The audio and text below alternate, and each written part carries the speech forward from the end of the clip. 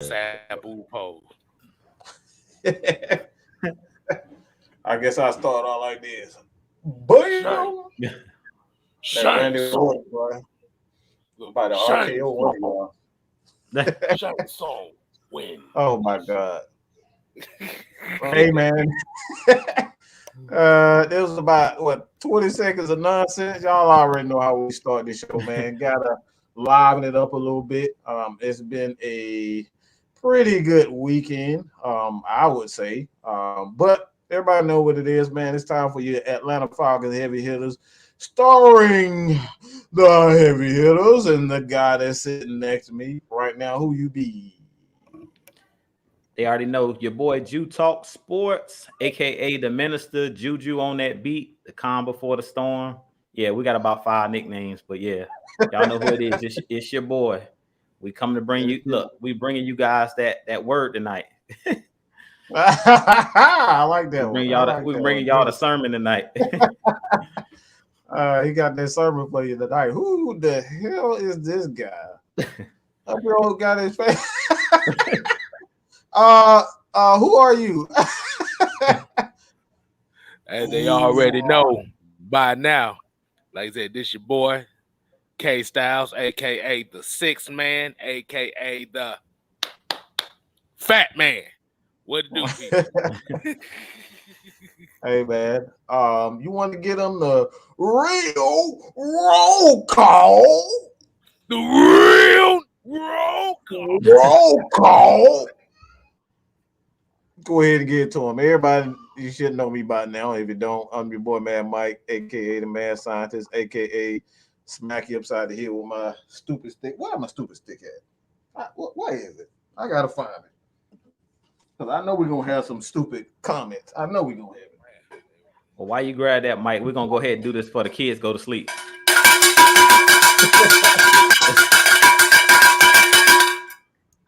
Yeah. All right, man. Any news? Did we get any news? I think we kind of got a little bit of news. So let's go into that real quick. If I could pull it up. I so wasn't prepared for that. Running my damn mouth before the show. So I did not get that set apart, but I have it really quick. There we go. Falcons made a couple of moves today.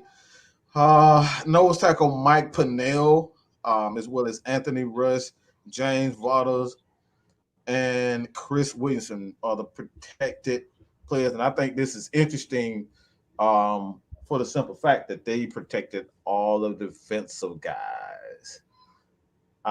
That's telling to me. That right there telling me because it's saying, especially with 2 defensive tackles, and we know got to keep an eye on this one thing though.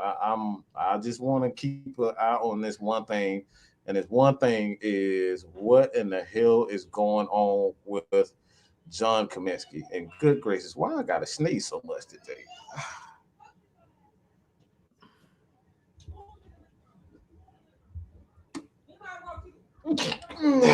Oh my goodness. Bless you. I don't know what it is. Every time the temperatures, like every time the season starts changing, I just start getting just sneezing all over the place. So excuse me, I might be doing that quite a bit during this show. So hey man, it's the temperatures. But yeah, I want to keep an eye on. I want to keep an eye on John Kaminsky, man. Like that right there is like really interesting for me, because he's been inactive. Like he's been in street clothes. Like he's not even in uniform. But they feel the need to protect guys like Anthony Rush as well as Mike Pennell. Like, what do you guys think about that? I think as far as John Kaminsky, like to me, they were playing him out of position. To me, he's not a 3 tech. Like I wanted to see him at the edge. Like when we did go into some of those 4-3 looks, I wanted to see him at the defensive end position. But when John Kaminsky was out there on the field, the first couple games, I know he was one of those guys that was not keeping contained. He was kind of, to be honest, he was struggling. And in that Eagles game, he was just getting blown off the ball because they had him at that nose and that 3 tech. If you go look at that one play I put on Twitter, Brian Baldinger, That one play where Kenneth Gainwell scored a walk-in touchdown, and he basically didn't get touched, and the Red Sea got parted. And basically, we seen Stephen Means jumping in the air, getting blasted off the ball. We seen John Kaminsky get freaking polarized on the play, got pushed back like 5 yards. Yeah, on that play. Yeah, I think that was really, really what it was. It's like, I guess they haven't found a role for him. So that's what I think. And you know how I feel about Mike Pennell and Anthony Rush. Like, we need those guys. We need those big boys, because we seen on Sunday, I don't know if you guys know, but Deion Jones and Foye had 27 tackles between the two. So those guys was eating. I mean, those big guys, even though we didn't have the biggest, like we ain't have Mike Pennell, but Grady, Marlon Davidson, before he had that ankle injury, they was holding the point. Because I seen the Foye have a tackle for loss. He shot the gap on one of the plays. If you guys go check out, small plugger for DJ Shockley, Atlanta Falcons, he breaks down plays and stuff like that. He showed the play where Tyler Davison, KStylzz, actually did something. He actually penetrated the backfield. Yeah, I did see that. Exactly. Tyler Davison actually did his job for once and allowed Foye to actually come in and make a tackle for loss. So, I mean, you guys know how I feel about that linebacking core. We got stars on that linebacking core, but we need those big defensive tackles to eat up those blocks so we can let Foye and let Deion Jones do what they do best, which is run sideline to sideline and eat in the backfield.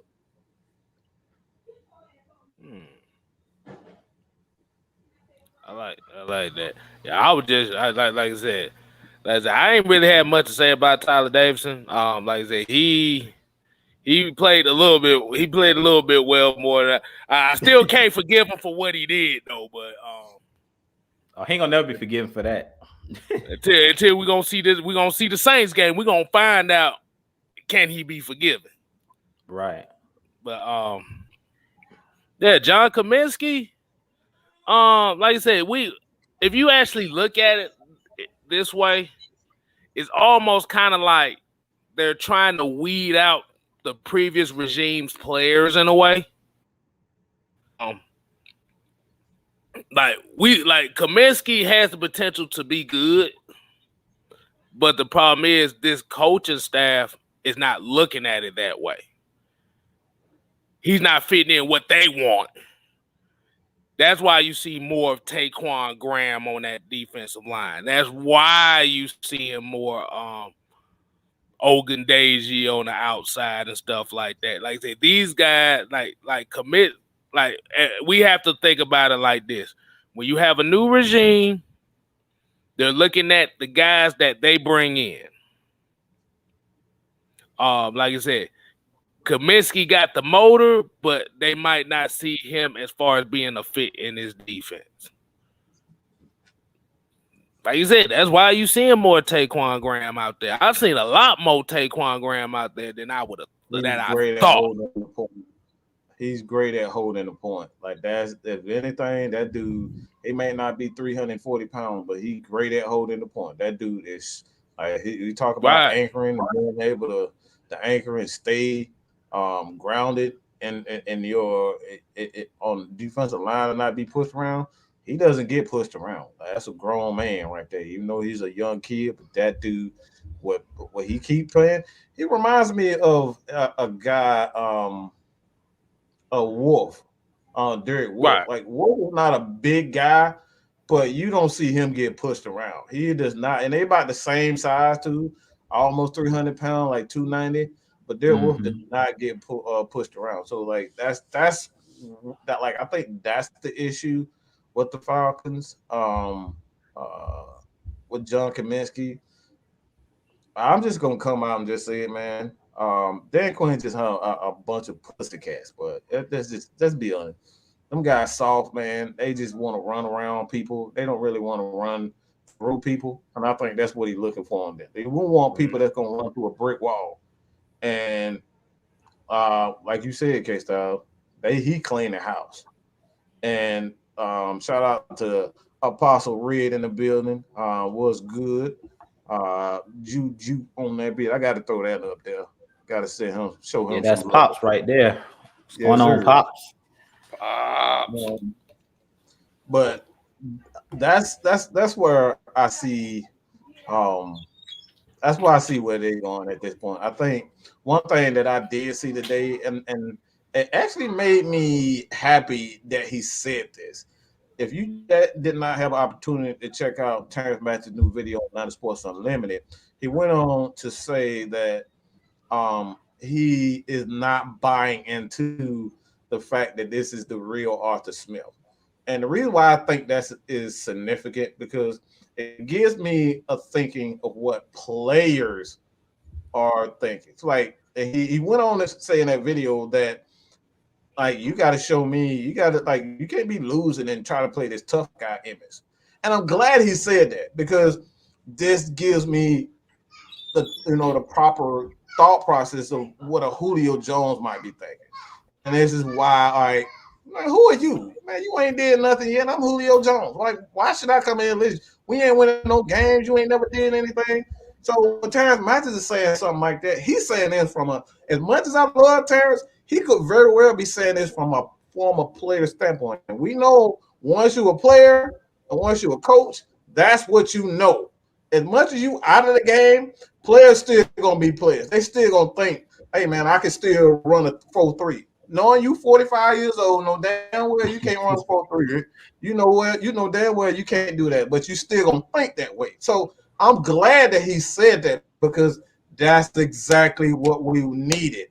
Players, we know players like coaches that's gonna be nice to them. And the fact that Terrence Matthews is irritated about Arthur Smith and the way he's conducted himself, not only in the media, but he's perceived as a tough guy, it gives me everything that we want because we have to change the culture with these players. For far too long that we got these player coaches that's scared to get under these players' skin. And like that right there, I'm so glad he said that. That's why I love watching Atlanta Sports Unlimited.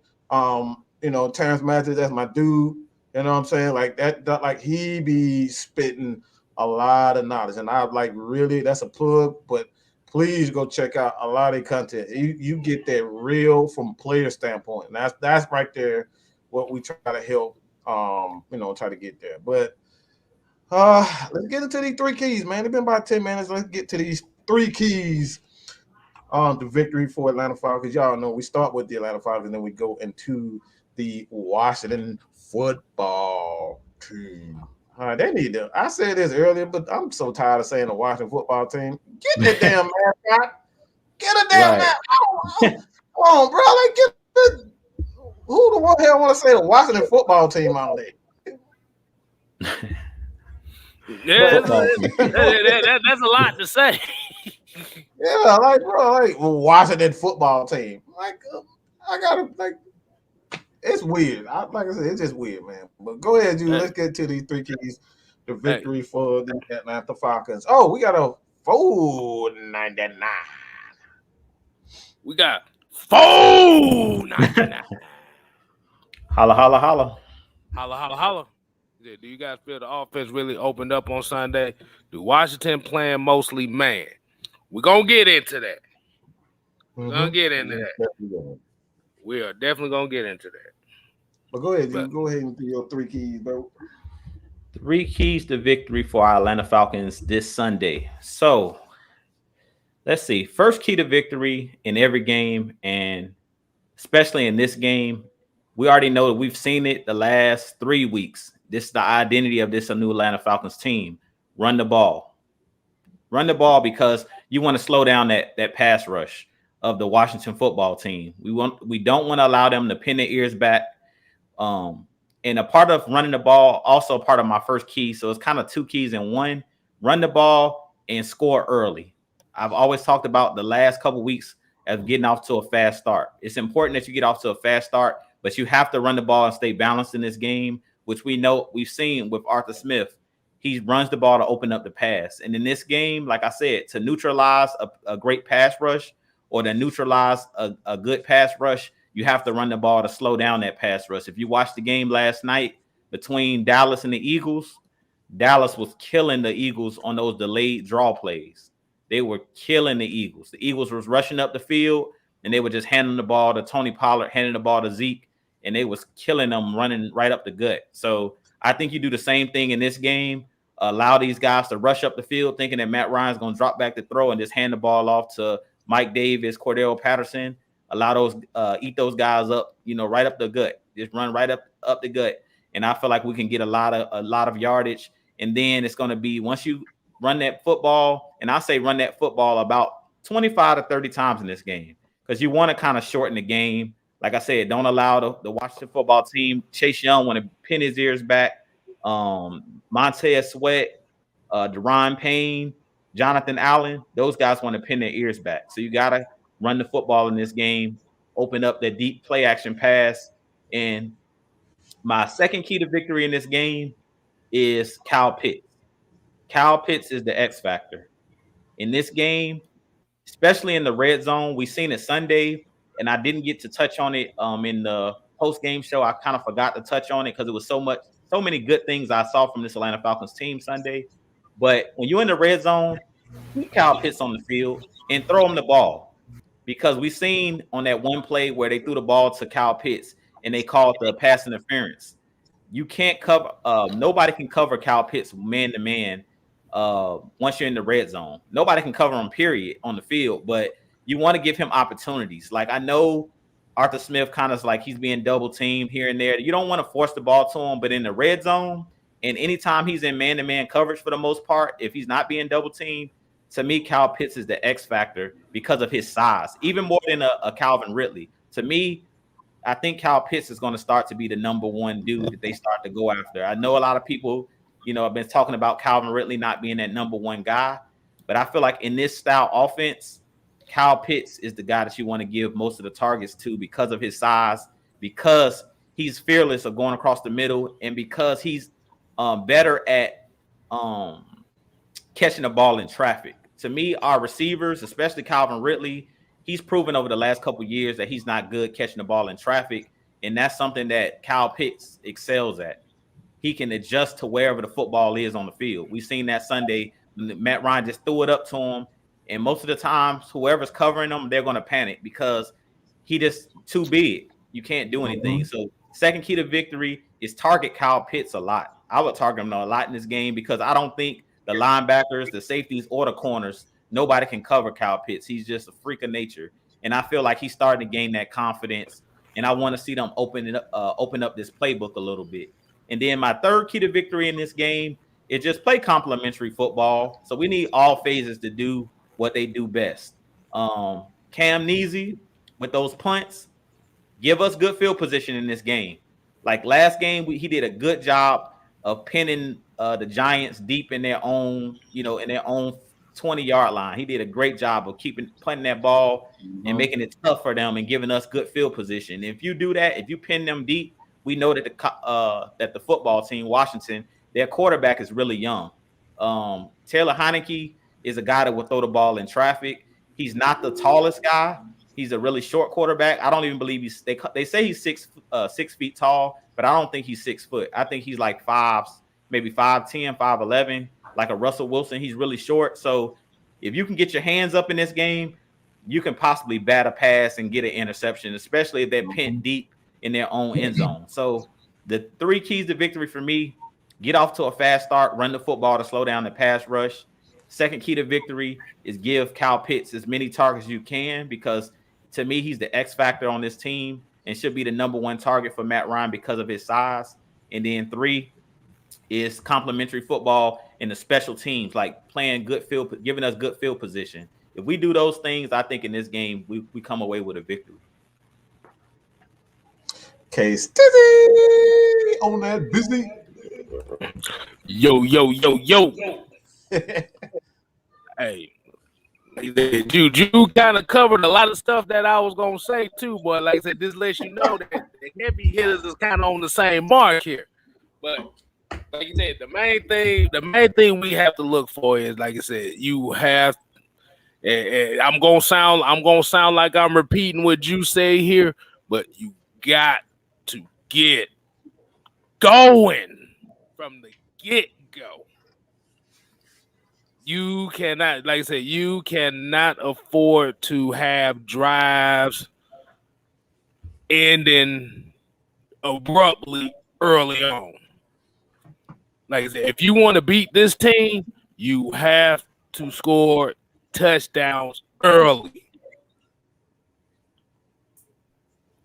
There's no ifs, ands, or buts about it. Because, like I said, you still got to exude confidence within this offensive team, because this is where the weakness is right now as far as what we've seen these first 3 games of the season, is that the offense is not really scoring points early. They're scoring points later, but they're not scoring points early. And that can only do nothing but help your defense, because that gives your defense the confidence to know I could just go out here and make plays and just ride with the wave. My second key is that Washington football defensive line. You got to find you got. I repeat, you got to slow them down. Like I said, they done had a bad. The first 3 weeks for them, they've had bad games. Do not allow the Falcons do not need to allow the Washington football team to come in this game thinking that this is a cleanup game. This is a get right game. We can't allow that. Like I said, you got Chase Young, you got Jonathan Allen, you got Deron Payne, you got Montez Sweat. You got to slow them down, because they're coming. They are coming. So the screen game must be effective here. We haven't seen that many screens as far as what we would normally want to see. But this game, the screen game is going to be your best friend for the Falcons. You got to get the screen game going, because the linebackers, they okay, but they're protected by the front 4. And third of all, my third key is definitely going to be. That's why I said Drew pretty much hit all the damn field position. Next week, you're gonna go first, KStylzz. We're gonna let you go first. Hey, it's all good. Like I said, you the minister. You the good guy. We just come up and clean up anyway, so it's all good. Exactly. KStylzz the fat guy, so these folks don't take me serious at all, no way. So they get my perspective on it anyway. Field position is going to be very important. Like I said, field position and like I said, offensive line. We got to see the same performance again this week. You had a better performance against the Giants. Let's put those together. Let's put a string of games like that together, to where the offensive line is playing good for consecutive games and the special teams is playing good for consecutive games. Because we just can't have, okay, we got this one game that we needed to show up, and then the next game, all of a sudden, we ain't doing shit. It ain't gonna work like that. That's not how you build a culture. You got to build a culture of consistency. So, well, mine is going to be pretty fast. The first and foremost is about getting after. I don't know how the hell you say it. I'm gonna just say Heineken. You got to get after him. Don't let him get in a rhythm. Get after him immediately. The quarterback is the most important aspect of the offense. You can't allow him to get in any type of rhythm, whether he's scrambling, moving around. I don't think he's a guy who can move around with a little bit, but he's a lot like Matt Ryan. He's not going to blow you away. He's just going to, he's going to do enough to get yards. So you can't allow him to get in any type of rhythm. And honestly, I feel in this scheme that Dean Pease, his scheme fits better with a guy like Matt, like a Tom Brady, guys who aren't very, very mobile. He teased off on those guys. So that's what I saw, especially going into this game. Daniel Jones isn't a very mobile guy. Again, that's I say it all the time. He's not going to blow you away with quickness. He got straight line speed. Once he's going straight, he can pick up some yards, but he's not that type of mobile quarterback. And the second one for me, they gotta continue to use Cordero Patterson as a decoy to kind of open up the offense. I know teams right now, they know that Calvin Ridley and Kyle Pitts are the guys, but in order to get those guys going, you got to continue to use Cordero Patterson in every way possible to help kind of get that rhythm. So, you know, I'm one to be patient. You go back and see Calvin Ridley, his tweet today. Not so much a tweet, but his statement with the day was like, "We still getting it together." And if you go back and watch Terrence Matthews' video, Atlanta Sports Unlimited, he pretty much came out and said the exact same things. Like, this is a new offense for the Atlanta Falcons. So Matt Ryan, the passing lanes that he used to seeing under Dirk Cutter are no longer there. It's a lot more narrow. It's shorter, confined spaces. He's going to get it.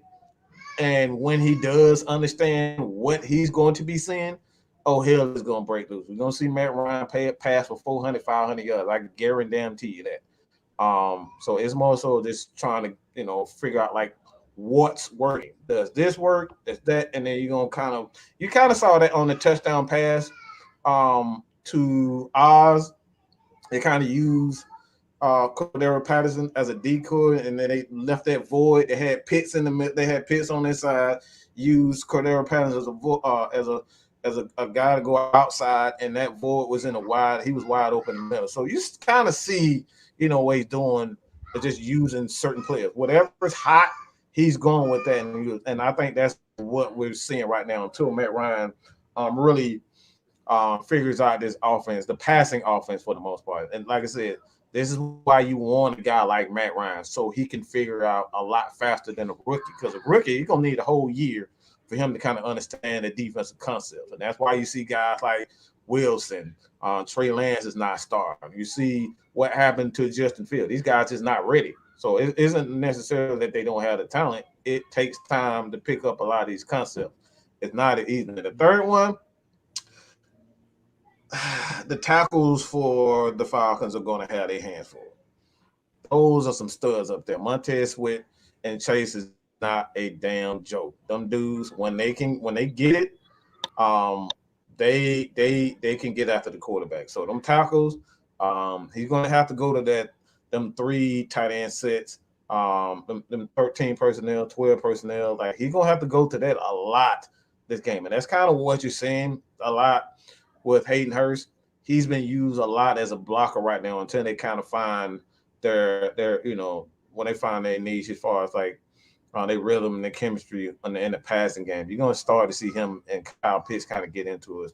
But they're going to have a handful with them 2 jokers, boy. Those some big guys, they fast, and Caleb McGarry and Matthews, they better bring it. They better put their track shoes on, because they're going to be running side to side with them dudes. All right, so that's the 3 keys for the Falcons to get into the Redskins. Juke. So the Washington football team's keys to victory. The first one will be the defensive line. We talked about it. We already, you just were talking about it. Really, it starts to me on their side as far as bringing pressure. They're going to have to bring pressure in this game because their back end is bad. They don't have a good secondary. They're similar to the New York Giants and the Philadelphia Eagles. To me, all of these NFC East teams, other than the Cowboys for the most part, even the Cowboys to a certain extent, all of these, the front sevens for the NFC East teams are their strength. So in this game, that defensive line is going to have to dominate this game if the Washington football team want to win. So they're going to have to cut on that tape of the Philadelphia Eagles week 1 when they played us here in Atlanta to see like what the weaknesses are. So they're going to have to test Jalen Mayfield, Hennessy. I really think that those guys is going to have their hands full. I think Chase Young and those guys, Montez Sweat, they're really good as well. But I'm not really worried about Jake Matthews, and I'm not really too worried about Caleb McGarry. I'm worried about Hennessy.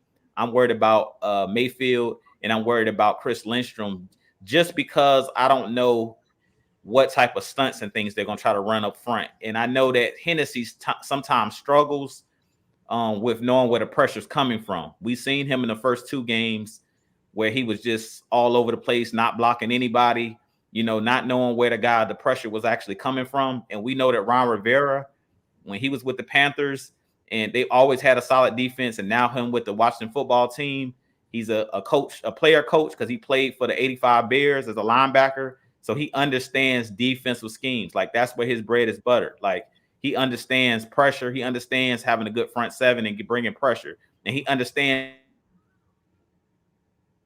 that because he played it, Matt Ryan is once he gets into a rhythm. So his goal is going to be get Matt Ryan off his spot, get Matt Ryan rattled up front and try to confuse the young offensive line. Now, I do think that Mayfield and Hennessy and the line as a whole played well last week. And I think that Arthur Smith is not going to put them in harm's way in this game. But if I'm Washington, my first key to victory, just like my key to victory every week is, you guys know I'm big on the trenches. If we can dominate the trenches, shut down the Atlanta Falcons running game and get pressure on Matt Ryan, we can make it a long day, because maybe you cause a fumble, maybe you cause a tip pass to get intercepted like the Buccaneers did. We seen last week, what's the young kid that I wanted out of Georgia? He came away with a strip sack at the end of the half on Matt Ryan, Azeez Ojulari. So that's my first key to victory for Washington, is dominate the trenches on the defensive side. On the offensive side, my second key to victory for Washington would be give Taylor Heineke some short, quick passes and feed Terry McLaurin. I would try, if AJ Terrell doesn't play in this game, I'm lining Scary Terry. I'm putting him on the side where TJ Green is at. And I'm trying to run all kind of quick slants and all of the quick routes I can run and hope that he can beat him in man-to-man coverage. Because we seen last week, Dean Pease ran a lot of zone because AJ Terrell wasn't out there. And I think that TJ Green can be had because he's still a young player. Yeah, he's big and physical, but we know that Scary Terry is really twitchy. So if you can get him those quick slants and quick, especially against the zone where it's voids, Terry McLaurin is a very scary, like they call him Scary Terry for a reason. He's a scary guy because he's a guy that can take it to the house on a slant. He's similar to like an Odell Beckham. He's really twitchy, really quick, runs great routes, and has really good hands. And he's really physical. Like, he's not scared, like Calvin Ridley. He's not scared to go across the middle. Terry McLaurin is one of those guys. He'll go across the middle and just take the lick. So in this game, it's going to be very important. If the Washington football team wants to win this game, is to try to single him up against TJ Green or try to run him on those quick routes, quick screens and stuff like that to get Taylor Heineke going and getting him into a rhythm. And then my third key to victory for the Washington football team is going to come down to the turnover battle. They have to get a turnover in this game. Like, they have to win the turnover battle, hands down, because normally we know the NFL comes down to the quarterback position. And Matt Ryan and Taylor Heineke, we know who's winning that battle. Matt Ryan has been, 14 years in the league, MVP. He's the better quarterback, the more experienced quarterback. Taylor Heineke's a first-time starter. So I'm sure Dean Pease is going to throw all kind of exotic looks at him that he's never seen before. And it's going to be really tough for him. So it's going to come down to, in this game, a turnover battle. Can the Washington football team score a defensive touchdown, or can they, put their team on, on good field position? They're going to have to get some turnovers and put Taylor Heineke on the short field. If they don't do that in this game, I don't see them winning. But that's the three keys for the Washington team. It'll be getting pressure on the quarterback, winning the trenches, and dominating up front. The second key to victory, Terry McLaurin and Taylor Heineke on those quick routes, get the ball out fast and let Terry McLaurin, get those yak yards because he's really good at that. And then the third key to victory is going to be the turnover battle. They have to win the turnover battle. If they do those things, they can win this game. Okay, all right, before I go, man, we bypassed a $5 super chat from Cordaye Thomaston. Appreciate the $5. I know he said something like we yeeted his $5 super chat. But let's get back to it. He said, "How do we feel this week at the cornerback position?" It's gonna be we gonna damn see. That's all I gotta say. Because as you just heard Drew say about Terry McLaurin, once again, Drew hit one of my points with Terry McLaurin. Terry, man. He a Hey, problem. he a dog, bro. Like I said, he's a dog. But like I said, this $5 super chat actually goes with one of my 5 keys, right? Well, one of my 3 keys, and that is, and this is kind of going the opposite of what Drew said as far as attacking TJ Green. I'm attacking Fabian Monroe. All them flags that he, like I said, he done been getting flags every game so far. I'm attacking that. Like TJ Green may be the younger player, but I'm attacking the guy that got the most penalties. Mm-hmm. And it ain't even Terry McLaurin that, and like I said, I ain't even gonna attack him with Terry McLaurin. I will attack him with Logan Thomas. That is going to be an issue right there. Because Logan Thomas is a monster. A lot of people don't know him like that. Quarterback converted tight end. But he can give you some plays. But yeah, my first key is gonna be basically I would attack Fabian Monroe. Like you said, at last week you got the pass interference call against the Giants in the end zone. Buccaneers game, you got the drop interception. You got a holding call.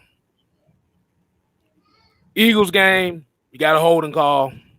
So he's really been the most flagged corner. So I would definitely attack that.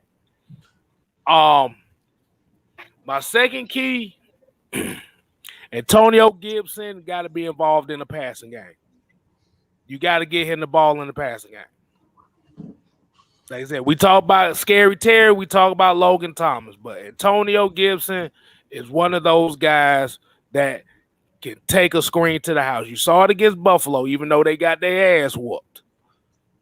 You saw big playmaking ability from him. As a lot of people don't know, Antonio Gibson played wide receiver and running back. So he's basically their Cordero Patterson. So I would utilize him and have him be the vocal point of this offense. And the third key that I got is, I've already said it before, Chase Young, Deron Payne, Jonathan Allen, Montez Sweat. I'm moving them guys around. I'm going to test Jalen Mayfield. I'm going to test Matt Hennessy. I'm going to test the interior of that offensive line and see if they really got it. Because just like Drew said, that's how you win the turnover battle. You have, like I said, that for a quarterback like Matt Ryan, Tom Brady, and folks like that, you have to get pressure in the middle of the pocket. Outside pressure, not so much, but inside pressure is going to be where the key is. I want to test Jalen Mayfield. I want to see, okay, you had a good game this week. Can you do it again? Matt Hennessy, you had a better game. Can you do it again? I would use stunts. I wouldn't be surprised you're gonna see a lot of stunts from the Washington football team this week. So that'd be my 3 keys right there. I'm gonna go a little slightly different. Because what I'm seeing with a lot of teams, they're taking unnecessary risks. I think they're taking a lot of stupid risks thinking this is the same Falcons team. So my first key to victory actually for Washington is actually for the coaching staff. Don't get too damn cocky and like go for it on 4th down and stuff like that, because this is not the same defense. This is coached by Dean Pease, and these guys are really starting to believe in them. You saying, like, as bad as Steven Means has been at the time, I saw him getting a lot of pressure last game. Like, he was getting a lot of pressure. And, like, Grady, Fowler, those guys are really starting to get it. So don't take no unnecessary stupid risks and going for it on 4th down because you feel like this is not the same team. I like you said earlier, like these dudes had like 27 tackles apiece. Like Foyer and Dion flying around the damn ball. Like once they get going, you flying around with those guys. Like you got Dion. I saw Dion out here guarding wide receivers, dog. So that tell you that Dean Pease is not afraid to move these guys around and find your weakness and find a guy. He will put Dion on a running back. He will put Dion on a wide receiver because he's quick enough. He got the speed. So don't get too cocky, all right? Play because they're what I'm seeing with the Falcons. They're not conservative. They're being smart about things, and that's the way I want to be. A lot of people's like, okay, it's fourth down. We got inches. Sometimes inches is not guaranteed in the NFL. None of yards are not guaranteed. So just because you feel like it's inches, go for it. Sometimes you got to be smart, kind of feel the pace of the game, the momentum of the game. So they got to be smart. Coaches can't be taking this team lightly. And the second one, for the most part, J.D. McKissick, former Falcon, they got to get him open in the open field and move him around, use him as a running back, use him as a receiver, use him as screens. They got to just find a way to get him the ball and, get Deion Jones and Foye Oluokun out of spot. Because one thing that I've noticed what Dean Pease is doing with the linebackers is that you don't know who the hell is going to be the Mike from game to game. That right there is a scary thing. So get out, use your linebackers, figure out who's going to be the Mike, because again, that's something that Dean Pease been preaching. He's going to change the Mike from week to week. So it could be Michael Walker. This past game, it was Foye Oluokun who was the Mike, and Deion Jones was just moving all around the field. So it's going to change. So you're going to need J.D. McKissick to move all over the field to try to figure out what the Falcons are going to do. And the third one, the last one, is they guards. They better get Grady Jarrett. Y'all better. I'm telling you, you better be prepared for that beast. Grady Jarrett, his sacks, he got 1 sack, but this dude is wreaking havoc. He is a damn problem in this league right now. His moves, he's using that patented spin, that swim move, and that damn thing is damn near impossible to stop because he's so quick to be so big. That's scary. So them guards, the center, they better get Grady. You better keep Grady off of Heineke because if he doesn't have the speed to get away from Grady. I seen Grady Jarrett running after, like he running after linebackers. You know what I'm saying? He's chasing down tight ends. He's moving around. You seeing him all over the field. See what he did to what's the quarterback for the Eagles? Hurts. Yeah, he chased that man down on the sideline. He couldn't get away from Grady. You seen him always around, like getting fumbles. Like Grady is just an absolute possessed monster right now. So you better contain Grady. If you don't contain Grady, it's gonna be a long night because now Dante Fowler, he's getting no one-on-ones, and we already see what he's doing when he can get one-on-ones. Chuck Smith wasn't lying. Right now, he's using all his moves. He's using the spin move. He's dipping.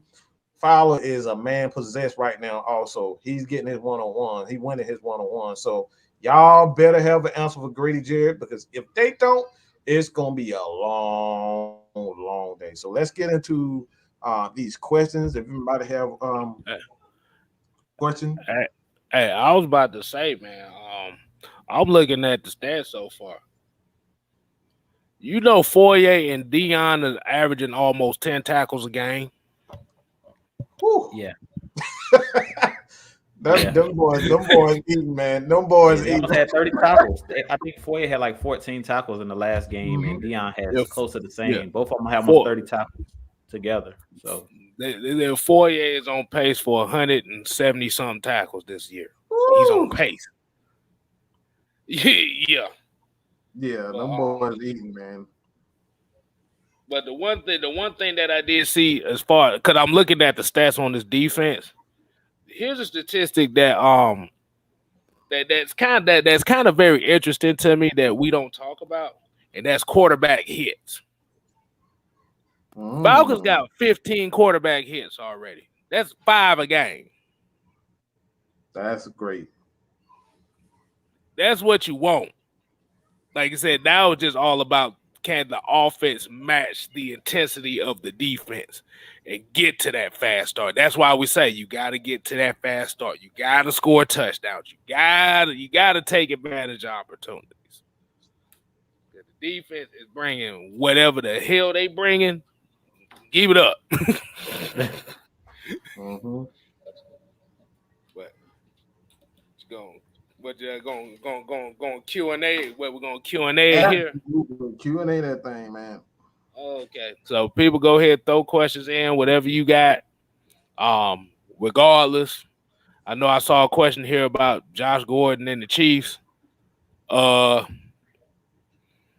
Hey, he's in a situation where he ain't got to be the goddamn number one. Let's just say that. Mm-hmm. Andy Reid gonna hold him straight, so he's good. Damn. TJ Green got 11 tackles. He a tackling machine his damn self.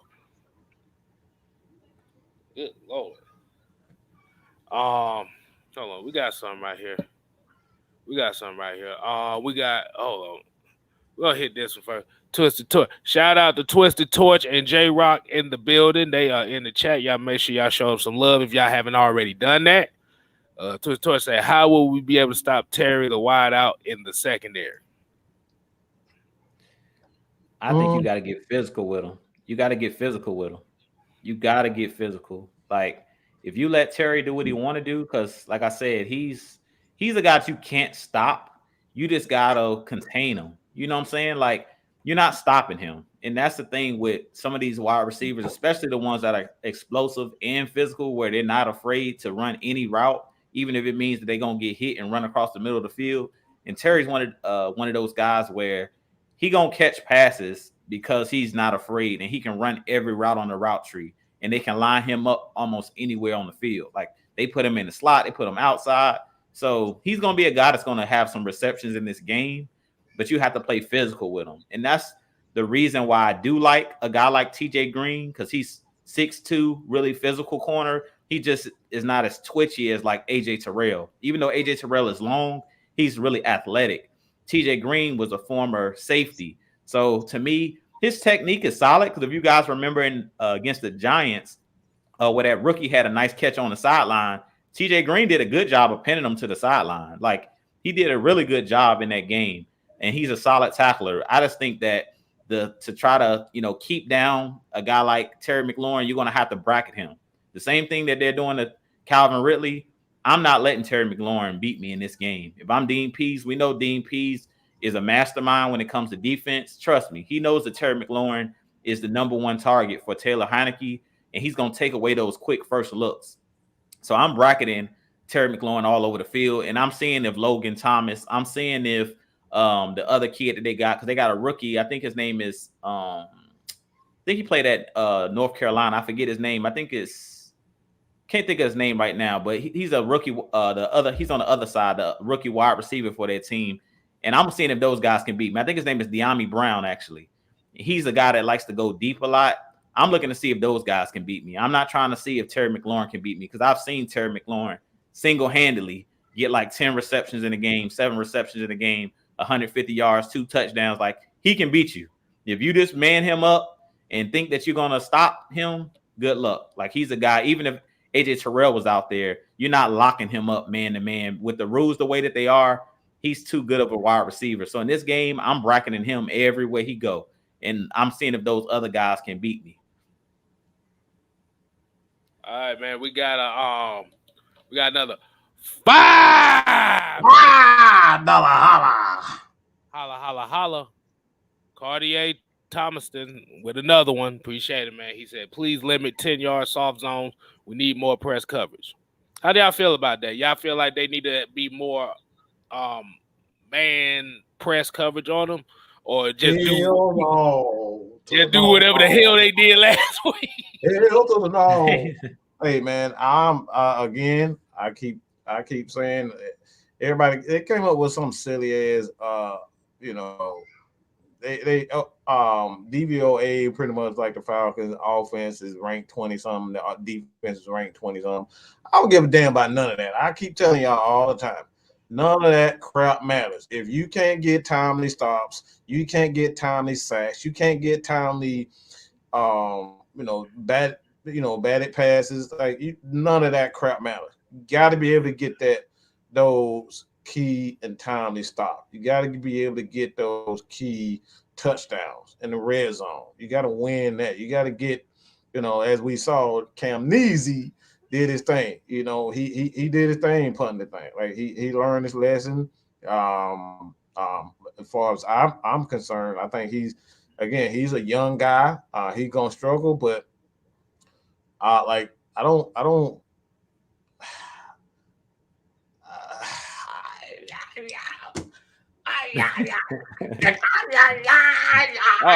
would say that. I'm about to say, all right, Alpha 5. What the hell was that? Hey, man. What's going on? We don't know what they got going on. But yeah, man. Like I said, I think just like Mike said, I know we always make a point about top 10 defenses and stuff like that. But at the end of the day, even when you look at those type of defenses, it's one common factor they always do. And even if your defense is not ranked in the top 10, you got to get off the field on third down. Got to create those turnovers.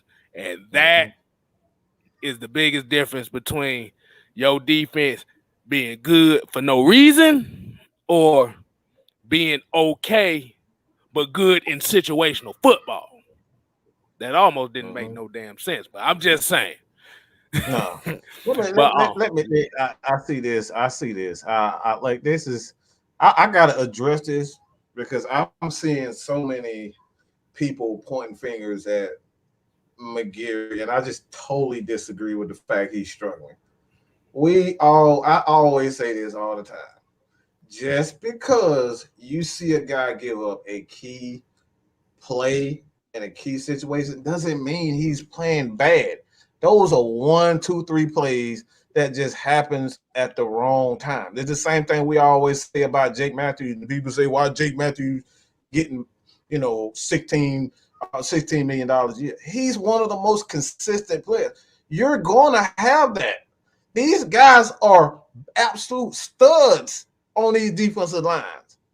We have not had these, the Giants have a great defensive front. These guys can get at the Leonard Williams, Dexter Lawrence, them some big Azeez Ojulari, Lorenzo Carter. These guys are very good pass rushers. So we got to stop saying guys, just because you see a guy struggle or he give up a key play and key moments that he's doing bad. He's not doing bad. He's not doing what we want is a unit to be able to get those key touchdowns, the red zone, be able to get a first down and convert on third down. Those are the things that you're going to lose as an offensive lineman. You're going to lose as a defensive player. We saw Grady Jarrett got trucked by a quarterback. You're going to have those opportunities. Nobody would ever say, oh, damn, Grady sucked because he got trucked by a quarterback. It happens. That's the game of football. So Terrence Masters, again, he said earlier today, people expect perfection, and it's never going to happen. Stop trying to be perfect. We will never see another Orlando Pace. We will never see another Jonathan Ogden. We damn sure will never see another Larry Allen. You know what I'm saying? Just with the rules. You're not going to see that. The rules have changed. Perfection is damn near impossible now because you can't get physical with guys. So if Caleb McGarry can be more physical, tackle guys and pancake guys like that, offensive linemen can't even pancake guys anymore. It's illegal for them to actually land on defensive players. That's what Larry Allen them used to do. They'll get you, they'll grab you, and they will sit just like damn sumo wrestler. They will sit on your ass. You know what I'm saying? You could do that as offensive lineman back then. That's why he was so great, because he was able to use his 330-pound frame. He can run like hell, and he would just sit on you. You can't do that anymore with offensive linemen. So it's not that he sucks. these offensive linemen sucks. The rules have changed, and there's just certain things that you cannot do anymore. Mm-hmm. Yeah, man. Like I said, the game is where they don't want you to touch nobody. Mm-hmm. You can't touch anybody. At the end of the day, it's all about protecting the offensive skill player. That's really what the game is now. So people have to adjust to it. Like I said, you see the outside the tackle chop block rule they got now. So yeah, you got to know how to adjust to this game. And I kind of want to just address really quick what he was saying about Josh Andrews. I seen that they were talking about him coming back from that broken hand. And how I currently feel, if Jalen Mayfield continues to play well, I'm not messing up that chemistry. No, I'm not messing up that chemistry for Josh Andrews. I'm sorry. I'm not messing up that chemistry because we know that with the offensive line, why upset the apple cart? Like at this point, if they got it going, they got it going. Like you broke your hand at the wrong time, bro. Like unless one of those guys get hurt, he gonna have to be the guy that's gonna be the rotational guy. I know Jalen Mayfield was supposed to be that guy, but I'm not gonna mess up the chemistry and mess up the flow that they already got because we've seen in the first game they were trying to get that flow. Now we're going into our fourth game. They kind of found a groove. So if they still playing well, even if Josh Andrews is healthy, you can't, like how I feel, you can lose your job to injury. You get injured and the other guy's playing well. We seen that with Tom Brady years ago with Drew Bledsoe. If you get hurt, and we seen that with Dak Prescott and Tony Romo, like if you get hurt and the other guy's playing well, I'm not pulling. Look, I'm playing the hot hand. I'm not pulling out somebody that's balling because you got hurt and now you back because you might mess up the whole chemistry. We seen, we got too many young players on this team that continue to be bringing guys in and out, in and out, in and out. Like I wouldn't do it if I was the head coach of the Falcons. Josh Andrews would just have to get in where he fit in. Like I said, if somebody get hurt, that he might be able to get his spot back. But other than that, I'm rolling with the 5 guys I got up front. Once they develop that chemistry, I'm not messing with it. Hell no. That's the only way you're gonna be able to build that wall up. You can't mess that chemistry. Hello, we got a $5. $5. Change that ugly ass damn profile picture too. Nobody see that old ass shit. Hey, he paid $5. He can keep whatever the hell profile picture he wants. Jamel Kellum said, "I'm peeking to see what the enemy is doing." Hey, you can peek in all you want. Come that first game against the Saints, we beating that ass. Plain and simple. I'm saying it on it. Oh man, but yeah, like you were saying about the offensive line chemistry, man. Like you said, let Jalen Mayfield play himself out of that role. Like I said, if he keeps getting better, he keeps, playing well, doing his thing. Why mess that up? Like you said, that's the whole purpose of the offensive line is to keep the 5 best guys you got and keep that camaraderie to where, okay, I know what he can do. I know what the center can do. We right here. Boom. I know what they got. You don't want to mess that up. Cause that's where you're gonna get your quarterback hit when there's no damn chemistry.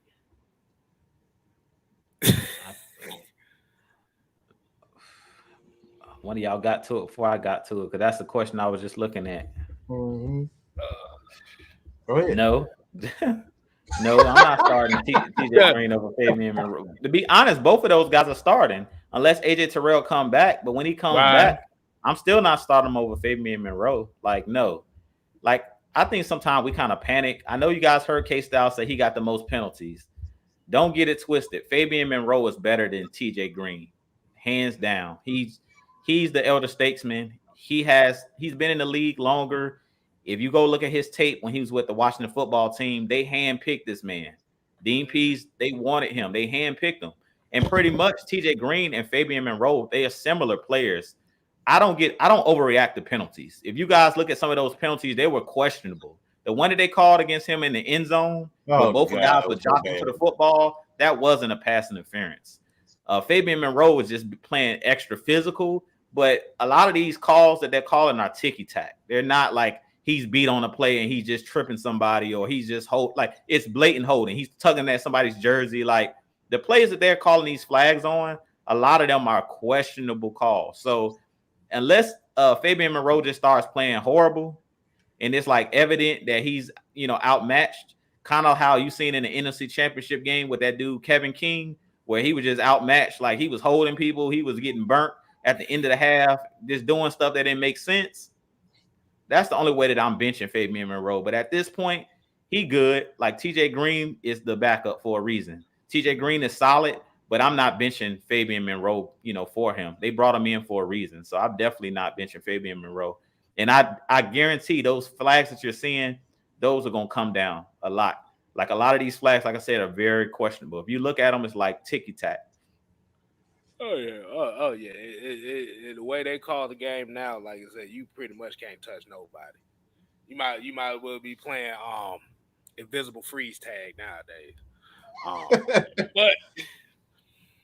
But like you said, it like I said, it's just gonna come down to like you said, TJ Green, Fabian Monroe. Like you said, Fabian Monroe got the experience. You cannot teach. You cannot substitute experience.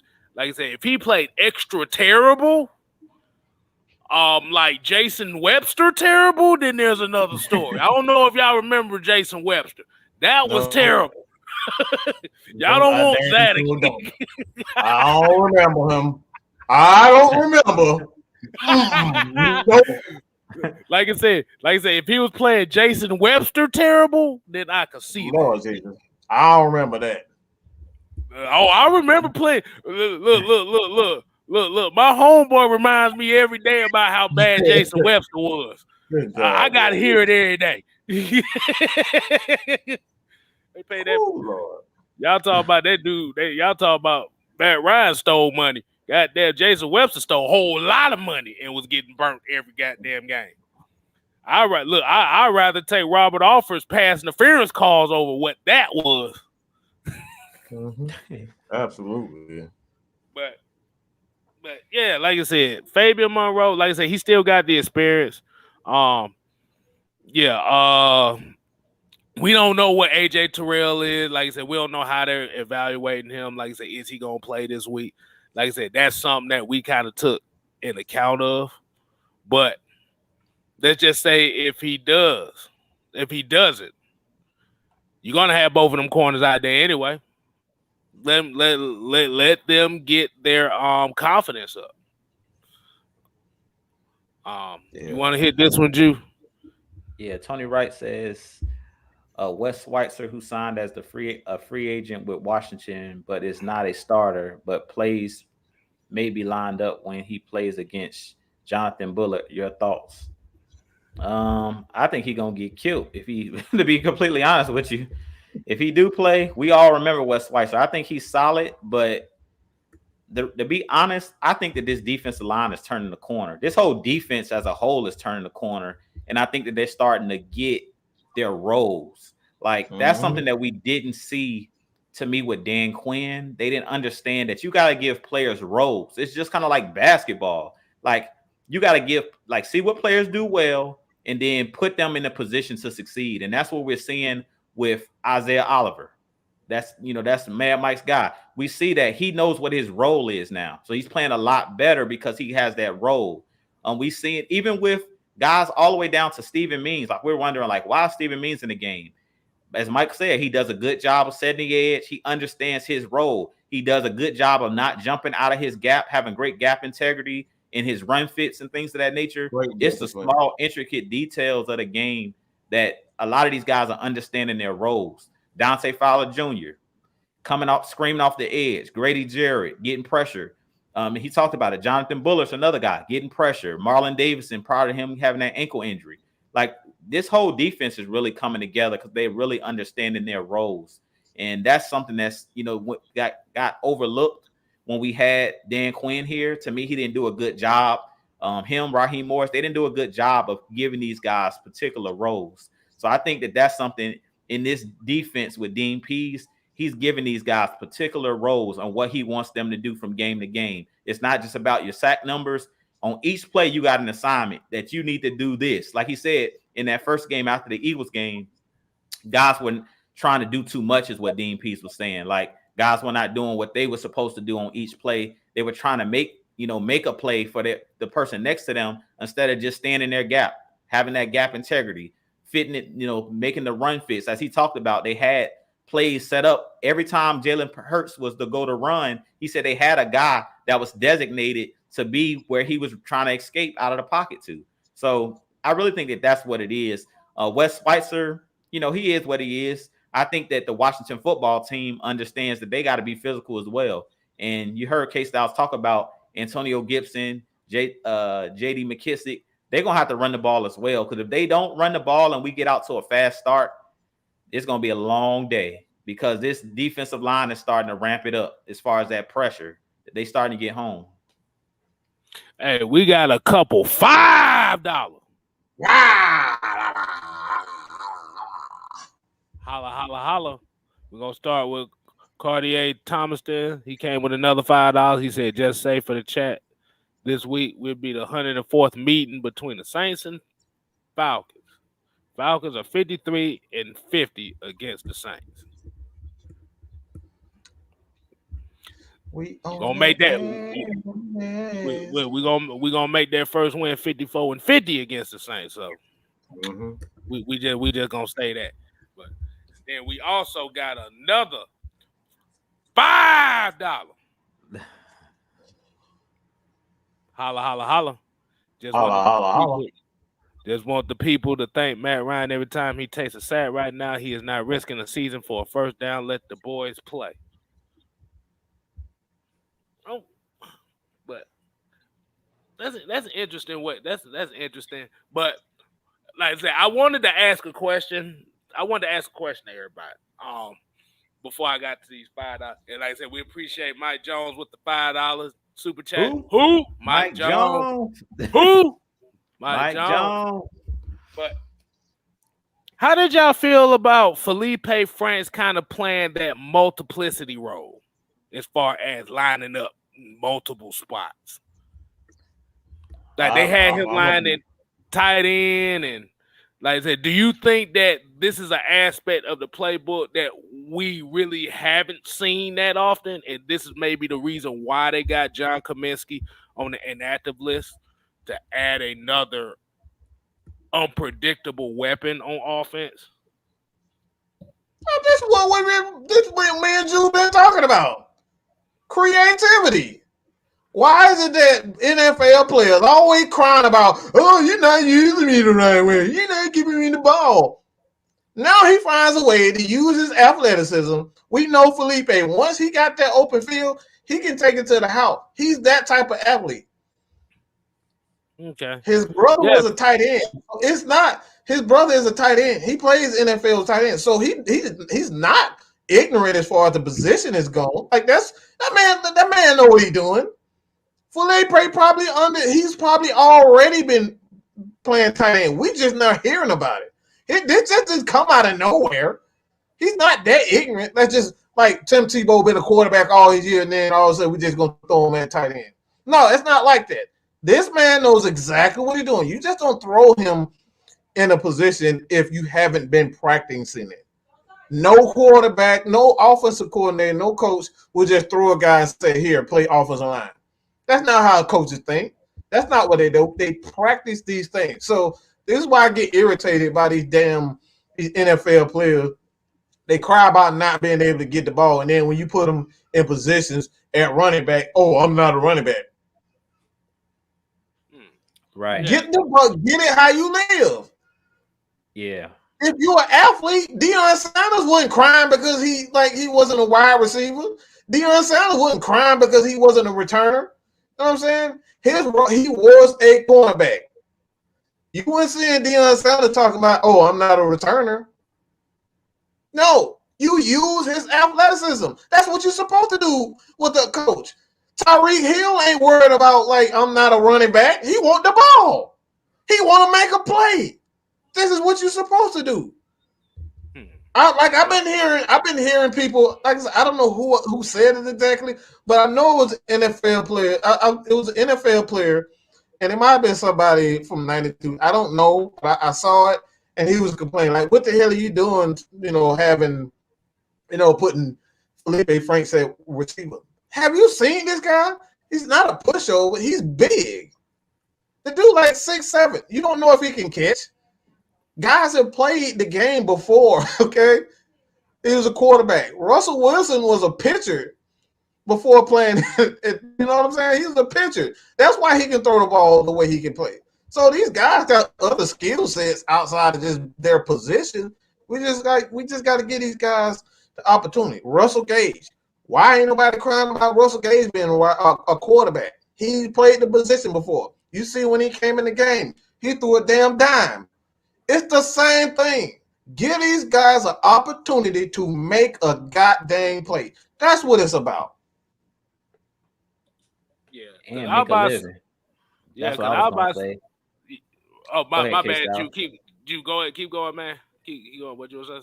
No, all I wanted to say was just to add on what Mike was saying about Felipe Franks being tried as a tight end or a wide receiver, because they asked Arthur Smith about it, and he just said, I seen something in him, and I mentioned to him at practice, like, maybe he should try, being a tight end. And I think you talked about Logan Thomas with the Washington football team. Like, you never know. Like, he has the athleticism to be a really good tight end. And as we know, Hayden Hurst may be a guy that we might have to let go because he's going to probably get paid by somebody else next year. So if you can start developing Felipe Franks, if I'm Felipe, it's only 32 NFL teams. It's not a lot of quarterback jobs out there because most teams don't carry 3 quarterbacks like on their active roster. So if I'm Felipe and I have the athleticism, I'm seeing if I can change into that role. Like, look, Taysom Hill ain't complaining.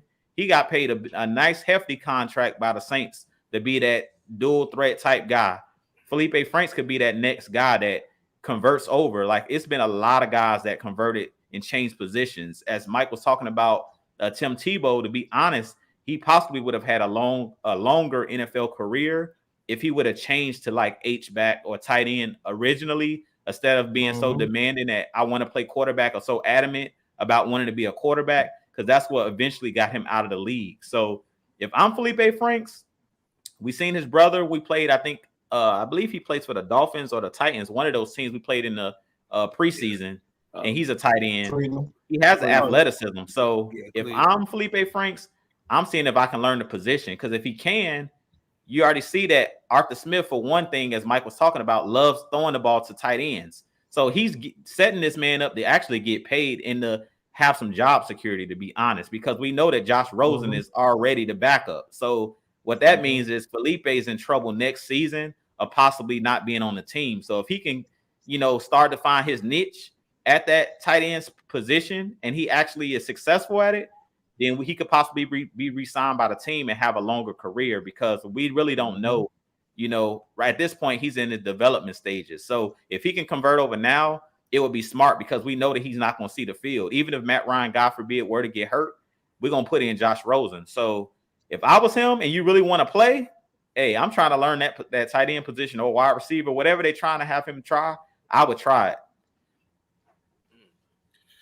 Because I was about to say, seeing that kind of wrinkle right there was very interesting to me, because like a lot of teams nowadays got that type of player, as far as you kind of have that X, like we already got Cordell Patterson, who's already shown to be a goddamn X factor.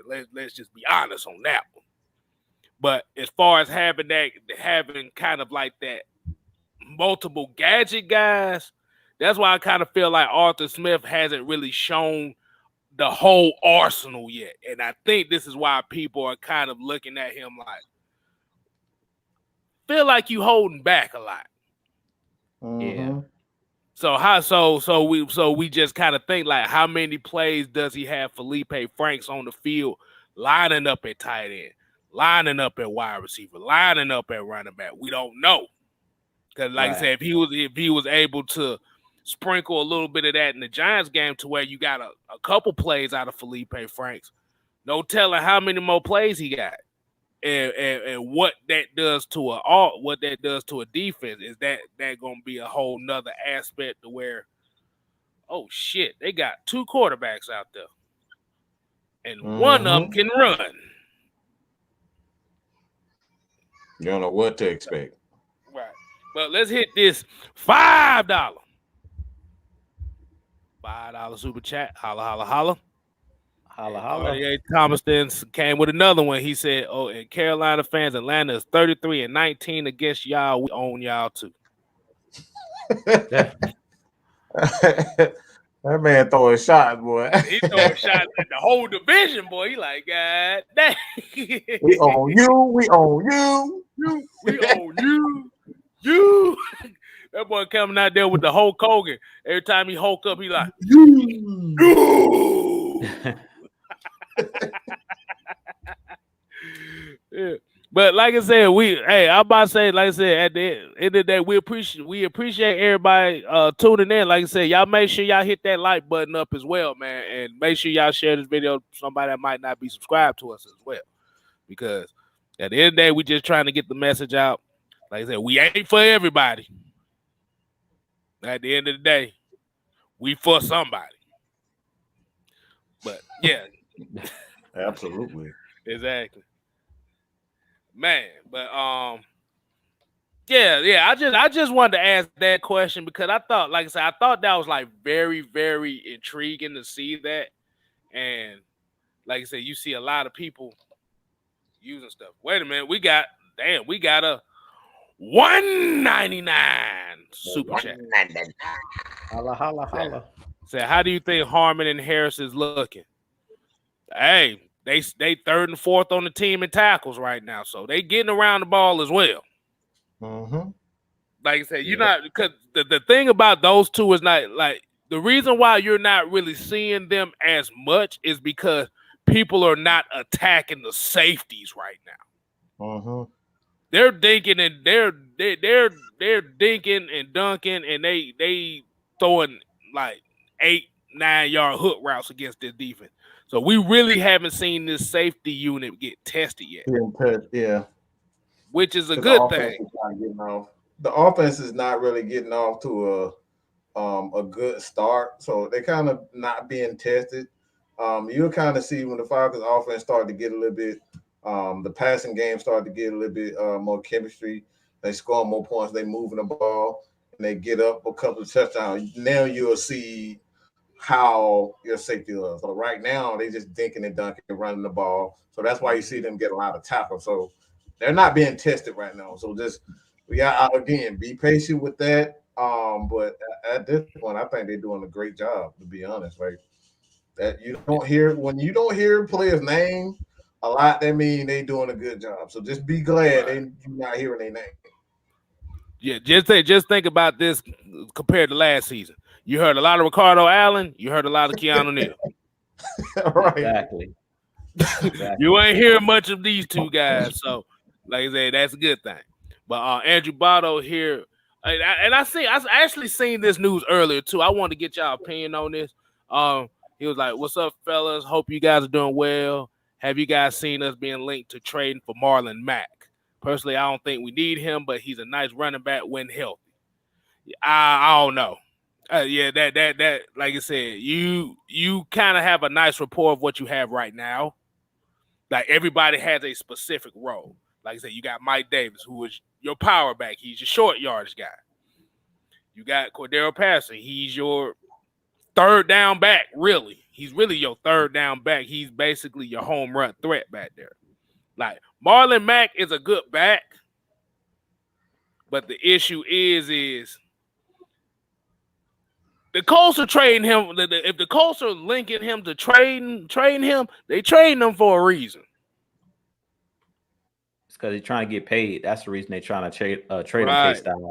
Because they drafted Jonathan Taylor last year. So and he actually balled out from Wisconsin. So I would say no to the Marlon Mack thing. You guys know how I feel about running backs coming off of injuries. He had a bad knee injury. I don't want him.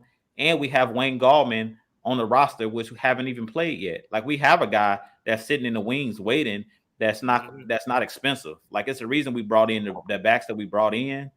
Right. I don't want no high price running backs at all. I'm good on that. If I'm the Falcons from now on, I'm drafting a running back every year, and I'm getting them on the cheap like New England do, and I'm just rotating them. When it's time for you to get paid, I'm getting rid of you. Like it's that simple. I mean, I know that's hard. That sounds cutthroat, but that's how you got to be with these running backs because the injuries, once those knees go, or you had that bad Achilles, like we just seen it with Saquon Barkley. Like he's not looking the same. I mean, when we played him on Sunday, he doesn't have the same explosiveness. Like it takes time for you to get that confidence back. So I'm good on Marlon Mack. If I'm the Falcons, I'm sticking with these younger guys. I'm sticking with what we got, and then every year I'm drafting a new running back every single season. It don't have to be in the first round, maybe the third, fourth, fifth round, like you see with the Patriots, and you just rotate them. That's the purpose of running back by committee. If anything, I'm re-signing Cordero Patterson before I'm bringing in a guy like Marlon Mack. Yeah, because Cordero Patterson does multiple. He's a multiplicity player. He does everything. He does a lot of things. And exactly. And just like what you said, and Mike will agree on this one. Today's NFL, it's hard to have a bell cow back because them carries and them touches pay a toll later on. You see it with Christian McCaffrey. You don't see it too much with Alvin Kamara because they don't really use him as really a every down back. Like they kind of use him more in the passing game. They use him in the running game as well, but like I said, they putting him in positions where he doesn't have to necessarily take those unnecessary hits. Like I said, if you look at a Christian McCaffrey or Ezekiel Elliott or something like that, like I said, Ezekiel Elliott had a good game against the Eagles. Like I said, that's coming down to it. But those hits add up, bro. Those hits add up. And Zeke ain't worth $90 million. I'm gonna tell you that right now because Tony Pollard was a lot of thunder and lightning going on between those two guys. So to be honest, if Dallas could do it all over again, they wouldn't have paid Zeke that money. If they could do it all over again, if you could give them some true syrup, they ain't paying Zeke that $90 million. Yeah,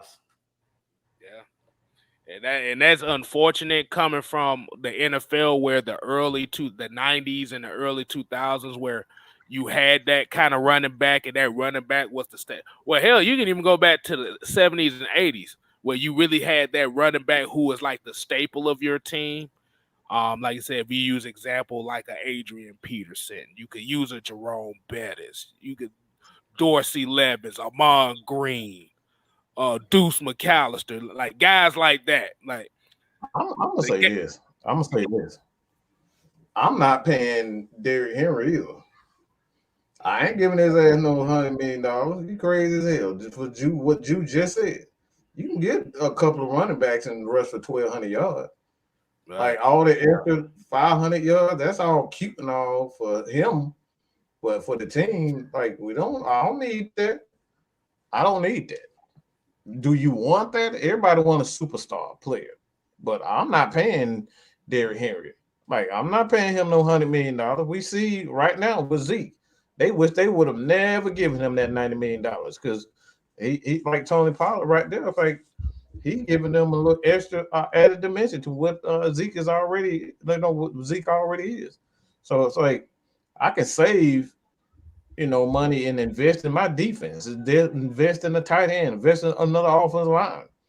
I ain't giving them that. Like right now, they still got to find out how they gonna pay AJ Green and Julio. And Derrick Henry. Somebody ain't gonna get paid on that team. That's the same thing that we dealt with. I go back and I say this, I would have never given Devontae Freeman that contract. Ain't no way in hell I would have given that contract. Start over, get new, and let that be it. I'm kind of glad you said that too, because that was actually a point that I was getting to somebody earlier today about that is where people kind of complain about the Matt Ryan contract. Y'all have to remember, if you would have paid Matt Ryan after that Super Bowl, he would have only been making $24, $25 million a year. Mm-hmm. But they paid Devontae Freeman that contract first beforehand, and then the market went up after that. Mm-hmm. I just want to throw that out there right quick. Mm-hmm. That was a great point. That's the same thing that Dallas did. They could have just paid Dak, but they paid Zeke. So now they end up paying way more than they had to, because basically Dak had to reset the market. So you definitely correct about that. And I was just gonna point out Le'Veon Bell is another one that was one of those guys that tried to fight for that huge contract. And look who won that. You know, the Steelers won that deal. I don't care what Le'Veon said. He sat out that 1 year, but he never got that money he could have got. You know, he signed with the Jets, but it was on a discounted price where he could have just took that money from the Steelers. He was on a winning team, and I think he regrets not taking that money that the Steelers was trying to give him, even though he was fighting for the most money. And I never tell a player, you know, not to fight for their money and get their money, but sometimes at what cost? You know what I'm saying? You go into a team that may not fit the scheme that you want to run. To me, the Steelers, he fit perfectly with the Steelers organization. So sometimes it ain't worth that money. Sometimes you're better off just staying where you at, taking a little less money, but winning and actually extending your career, you know. So yeah, like I said, yeah. Le'Veon Bell, like he took a gamble and failed miserably on that one, because he ended up getting cut by the Jets not even a year after that. Because you have to realize that's why I said the running back, the longevity of an NFL running back nowadays is so small now. Like, you really take a gamble paying these guys, and that's unfortunate because I love the running back and I love the fullback positions to death. But that's the market right there. And the biggest problem too with that too, KStylzz, is just because it's a salary cap league. You know what I'm saying? So if it was like you can pay everybody and it didn't matter, you know what I'm saying? Like it was no salary cap, then it would be cool. But it's like, can I afford, you know, paying this running back $100 million or $90 million and still be able to have a good offensive line, still have a good defensive line? Like, you really have to choose wisely what players you give those big contracts to. And then I want to hit this comment up here. He was a 5-year, $150 million, $30 million a year average, but the contract was pushed back way too much. So now it just seemed like he's overpaid. And I'm going to tell you something, too. There's another quarterback, like I said, you have to remember. Jimmy Garoppolo got paid $29.8 million a year after playing 6 games. 6 games. He was a backup for 4 years behind Tom Brady and played literally 6 games. And got paid $29.8 million. That set the market right there. And then after Matt Ryan got paid, Kirk Cousins was the first quarterback to get a fully guaranteed contract of $84 million on 3 years. Fully guaranteed. Remember that. There's a difference between fully guaranteed and having guarantees, which means Kirk Cousins, he ain't had to play another down for the Minnesota Vikings. His money was guaranteed. He was going to get paid regardless. So, the NFL money is kind of fucked up right now, but that's how it does, man. You overinflate one position and you diminish another position. Y'all blame the NFLPA for that one. You gotta blame them for that one, because at the end of the day, they wanted the quarterbacks to be the faces of the NFL and forget everybody else. Would y'all rather, and I'd say certain folks, would you rather pay Matt Ryan the $30 million a year, or would you rather have to deal with the contract now to where these quarterbacks is making $42 to $45 million a year?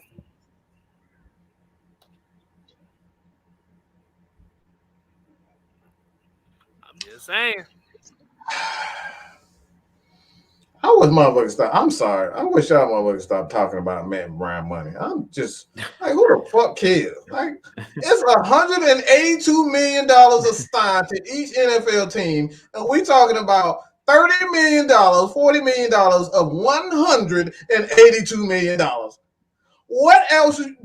Why are we not talking about what we're going to do with the safety, the corner, the defensive end, defensive tackle? No, Matt Ryan getting paid no, he's not getting $180 million. Okay, he's not getting that whole 80. Oh, he's taking out more than most of the contract. Last time I knew is that 30-40% accounts for like barely 20% of the salary cap. So why are we still here talking about quarterbacks? Why are we? Yeah. It's still a lot of money that you need, and this is why you bring in guys like Terry Fontenot, who's not a bargain shop. All right, so let's stop all this. Oh, quarterbacks the quarterback didn't get paid so much. We have teams. No, if your damn GM knew how to spend money the proper way, you would have more talent. Okay, so let's just be real on this. Stop blaming the quarterbacks. The quarterbacks deserve every dime that they getting paid. All right, because they all of them. When you talk about everything goes through the quarterback and the head coaches, so they deserve every dime that they get. But there's still everybody else. All right, everybody else. All right, is 140 after you pay the quarterback. It's still $140 million that you still gotta allocate to everybody else. Hold on, I want to hit this comment from GG. I actually did some research today. Actually, Matt Ryan's contract only takes up 14% of the salary cap. 4.1% of the salary cap. So no, it ain't no 80. It ain't even 20%. It ain't even 20%. Yeah. Just please shut up. I'm sorry. I'm just gonna say this one last time. Please shut the fuck up about Matt Ryan money. I'm so sick and tired of using that excuse. Okay, using that excuse for not just being smart enough to understand that it's only $182 million, and that the only reason why it's $180 million is because of the pandemic. It's usually over like $200 million. So even that right there, all right? Just shut up about Matt Ryan money. Shut up about Aaron Rodgers money. Shut up about Tom Brady money. Just shut up. Get more money, okay? You got more money. Just shut the hell up about their money. Good God. You say you got 75 million. Hey, look, I was about to say about the rookie contract. Hey, I was about to say, I don't know if a lot of people remember those rookie contracts before Cam Newton got in the league. Before bro, they was getting $70 million off the rip, and they ain't played a lick. Bruh, remember, Jamarcus Russell got $63 million. You see where that investment happened at. That's why he was coming into the damn training camp fat. Like he already got $100 million in the bank. What the fuck he need to play for? Jamarcus Russell came in training camp looking like me. What the hell are you talking about? Like what we talking about? That's the reason why. I already got my money. What the hell I need to play football with now? Hey, look. I'm about to say I'd rather pay $75 million for a quarterback that I know to show up than $65 million for a quarterback that didn't show up until the last 3 games of the season. You know what I'm saying? Come on, bro. Like at the end of the day, that's how I feel about it. If you don't have a quarterback, you're not going to be able to win. Like you have no chance. In the NFL, if you don't have a quarterback, a quality quarterback, you can't win in, especially in today's league. So everybody's talking about 100 million, whatever the quarterbacks make. I always say this, they resetting the market. I don't care how much money it is. The next person that's going to get paid, like we looked at Pat Mahomes' money, or Dak's last contract, whoever's the next one up to get paid is going to make more money than him. And that doesn't mean that they better. They're just going to have to reset the market. So it is what it is. That's the price you pay for having a good quarterback, period. Exactly. But yeah. At the end, like I said, at the end of the day, like as you was talking about with the quarterback and counting Matt Ryan's money, like I said, Matt Ryan's gonna be the topic of discussion until he retires. That this is what we gonna have to deal with. At the end of the day, you won't jump off the bandwagon because he's the quarterback, you can go right ahead. And like you said with Terrence Mathis earlier, what he was saying, fans have the power to make their voices be heard. And this is what I say, and where I'll say agreeance on Terrence Mathis on this. Like I said, if you want your voice to be heard and you don't like the fact, you can stop going to the games, you can stop watching the team, you can stop supporting the team. Like I said, that is your prerogative. But like I said, at the end of the day, don't shit on everybody that doesn't share your opinion. This is the stuff we talking about. Everybody don't have to think the same. But the reality of it is he's going to be here because once next year comes, because he took that restructure deal, he's gonna cost more money. So what you gonna do? You gonna fire the whole GM squad because of that? You gonna want to get rid of Arthur Blank because of that? You want to get rid of Rich McKay because of that? You might well throw the whole franchise away if you got that thought like that. Mm-hmm. So, yeah, because $30 million right now ain't shit. Ain't shit no more. It ain't. So you either get over it or you just find somewhere else to go to if that's your problem. Because you say the same look, I'm about to say the same motherfucker that complain about $30 million is the same guys that complain about $5 if somebody asked them for it. Yeah, this ain't no goddamn. This ain't fucking Kroger and Walmart. It's like y'all act like Kroger and Walmart. This is real NFL players. Those types of players don't like. You can't get these. These guys don't grow on trees. All right. You act like quarterbacks. Every year you find a Matt Ryan. Every year you find a Saquon. Every year you find a Julio. Every year you find, a Russell Wilson. That's not. These are the reason why these guys are getting paid that, because they're unicorns. You know what I'm saying? You just don't find these type of athletes. So when you get them, you give them their damn money. All right. Mm-hmm. You don't go to work and not get paid. No. Exactly. Exactly. You're going to work for what you're worth, and if you don't get what you're worth, you're not going to work. You got to have the same mentality. Mm-hmm. You're not going to go to a job and you expected to make $14, $15 an hour, and they telling you they only paying you $8 an hour. Are you gonna take that job for that $7 difference? And that's gonna be the question that I ask y'all. Mm-hmm. Are you gonna, like, if you feel like you worth $15, $16 an hour, and you go and apply for a job, apply for 2 or 3 jobs, and they said the most they giving is $9 million, are you gonna take it?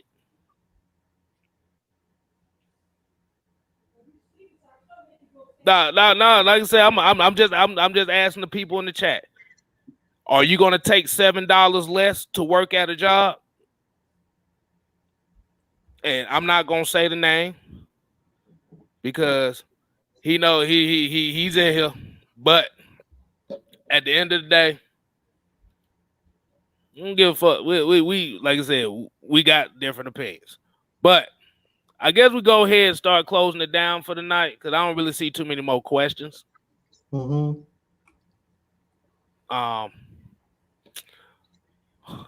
Well, I'm about to say, Drew, you want to go ahead and kick off the closing statements? Sure, I can. Man, we just want to thank y'all for tuning in tonight, as always. Like I said, looking forward to this game Sunday against the Washington football team at home. Hopefully, we can get to 500, be at 2-2, heading into. I think the next game is against the Jets, but definitely looking forward to this game. Go ahead, hit that like button, hit that subscribe button here at Atlanta Falcons Nation. Do TalkSports, Mad Mike Sports. Just KStylzz. I think it's now KStylzz a 6-man, correct? Yep, 6-man KStylzz. You already 6-man know KStylzz. So y'all go over and hit that subscribe button. I think I'm a couple away from 1,400. I think I'm like 4 or 5 subscribers away from 1,400. So y'all help your boy get to 1,400. I'm gonna have a lot more content coming for y'all. I got a video coming out about Dante Fowler Jr., Isaiah Oliver, couple of the bright spots on our Atlanta Falcons so far this season. So y'all stay tuned for that. But y'all stay tuned because I believe KStylzz have his Thursday night show coming for you guys as well. So, we got Friday night madness where we let the fans come on and y'all, give y'all input. And then I believe Saturday we also have the New York boys coming on, which is Red Clay Sports. So y'all continue to stay, locked to Atlanta Falcons Nation. We have a lot coming for you guys. But like I said, we appreciate you guys. We do this for the fans. You guys, we're not just Atlanta Falcons Nation, but as KStylzz always say, we all are Atlanta Falcons Nation. So with that being said, I'm gonna kick it over to Mad Mike Sports. Mike Sports. Mike Sports.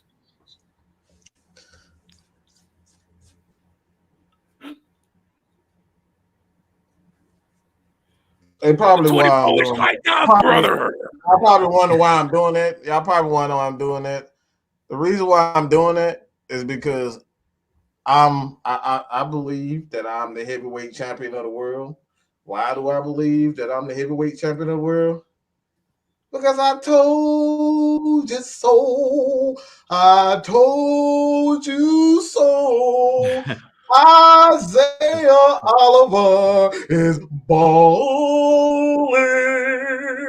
All right, your boy is balling. All right, he is balling. I told you. I told you. I told you. Okay, that's all I got to say. I told you. All right, Isaiah Oliver. This is why we keep saying coaching matters. You put players in position where they can succeed. Their skill set. You don't treat everybody else the same. All right, they're individuals. You got to find out which players are better in the zone, which better in man, and then you put them in position where they can succeed. That's all what happened. That simple move, just putting him in the slot, changed everything. And he could quite possibly easily be a Pro Bowl corner. Why? Because he's now in a position where he can succeed. So that's what it's all about. You know what I'm saying? Putting players. A lot of these players got talent, but when you got coaches who are too damn stubborn, they will much rather put players in their system and then like force them to do this and force them to do that. It isn't because the dude sucks. It's because the coaching sucks. You suck, coach. Dan Quinn sucked. Those guys suck because they forcing guys into their scheme. So that right there is the lesson out of everything. Look at players for what they do. That's why I've always scouted players. I scout players for system. I don't look for guys and say, "Oh, he did this in college. His number was different in college." I don't look at guys. I look at college, see what they do well, and say, "All right, he'd be better with this team, and this coach, and that coach." That's how you look at players. So it's a lesson. Always look at everything in its entirety. Stop listening to these so-called draft experts out here because half of them get it wrong. Even Mel Kiper, every year you talk about somebody end up being a legend, and Mr. Bishop is supposed to be a damn legend. Now he's barely in the damn league. You know what I'm saying? So all these damn draft experts don't know what the hell they be talking about because they look at things from surface value instead of putting these guys in systems where they can succeed. Because if you would have took Tom Brady from what he looked like in college, ain't no way in hell you would have said that he was a Hall of Famer just based on his college and his tape coming out of college. Ain't no way in the hell. Matt Ryan, same exact thing. You would have never thought this guy's coming out of college that he would be a future Hall of Famer. I mean, looking at Peyton Manning couldn't damn run for crap. He was a horrible athlete. All he knew how to do is throw a football. And he in the Hall of Fame. You know what I'm saying? So you got to look at guys for what they are. And that's all I got to say about that. All right. All right. So I'm going to go ahead and end this. Like I said, we appreciate everybody tuning in. This is what I have to say here. Because I've been seeing this the last week. Hold on. I got to pull these just to make sure I'm calm. I've been seeing this the last week and a half. I always ask this question. Do you really deserve a winner when you wish bad on the team because a player's still on the team? Reason why I say this is we have a lot of people on here that kind of feels like that us here at Atlanta Falcon Nation don't expect our team to be, or don't have expectations for our team because we don't shit on the team on a daily basis. As I look at it, my expectations is actually higher than yours.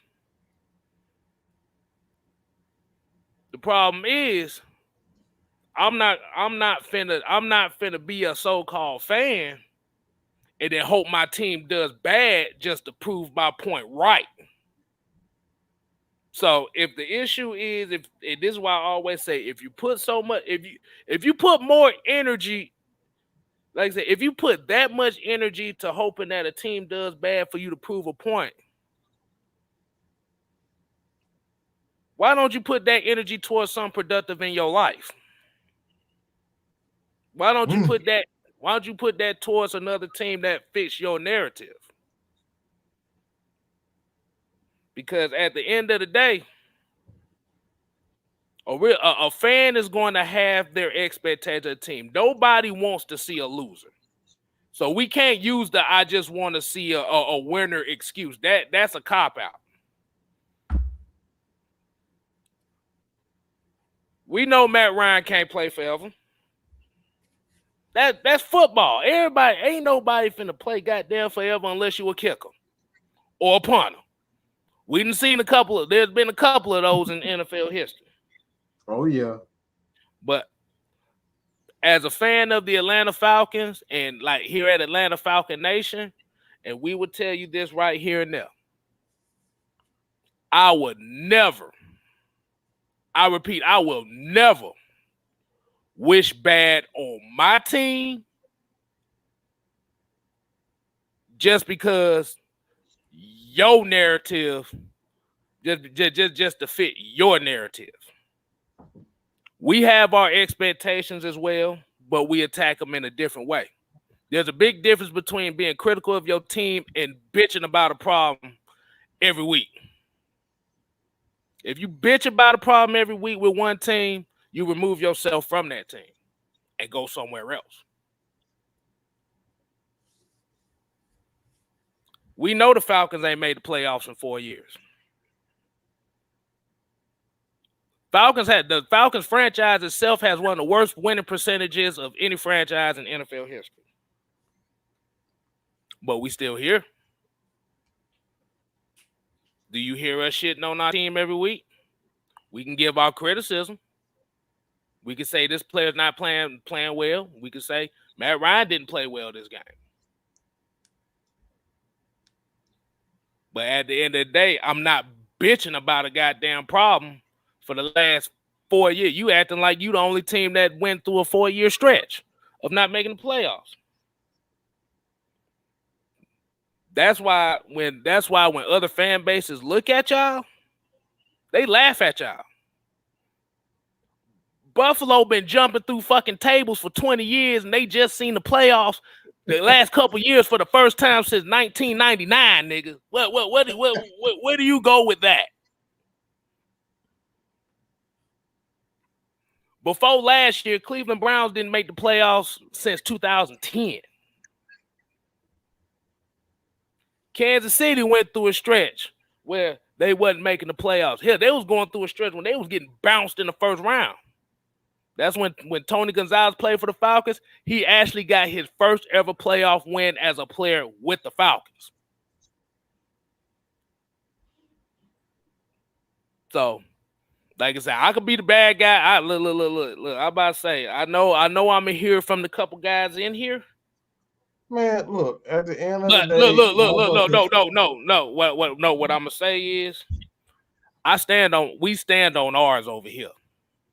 At the end of the day, regardless if we win or we lose, we ride with our team. What did LT say about the last guy? Said Y'all halftiming over there. If you don't know what halftime means, you watch the team half the time. You only want to rock with the team when they're winning. When they losing, y'all want nothing to do with them. And that's where your fandom comes into question. Think about it. The Buffalo Bills went to 4 straight Super Bowls and got blown out in all 4 of them. They ain't made the playoffs in 1999, but before the last couple years. And they fans is jumping through fucking tables, drunk as hell. Talking about Bills all day, Bills Mafia.